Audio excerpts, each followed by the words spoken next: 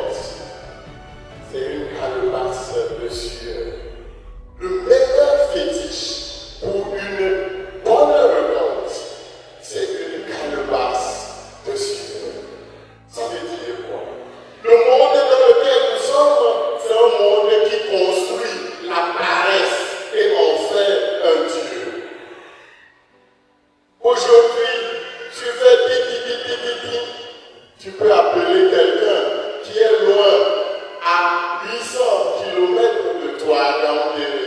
Quelqu'un qui est loin à plus de milliers de kilomètres de toi et qui est même dans la nuit là-bas aux États-Unis. Tu as ce que tu veux. Tu demandes à l'ordinateur, sors-moi une homélie du Père Jean. L'ordinateur te donne cela. Tout ce qu'on veut. Dès que ta connexion ne marche pas, tu es énervé. Je veux vite. Et ça nous pousse à quoi? Ça nous pousse à vouloir tout vite. Dieu, fais-moi vite cette affaire-là. Oh, fais vite. Si tu ne le fais pas, je vais chez Satan. Il va me faire vite. On est en train de courir. Et c'est ça le monde d'aujourd'hui. Le monde de la course. Mais un jour, toi et moi, nous allons nous arrêter devant ici, coucher. Et on va nous enterrer après 4 fois sur terre, comme François.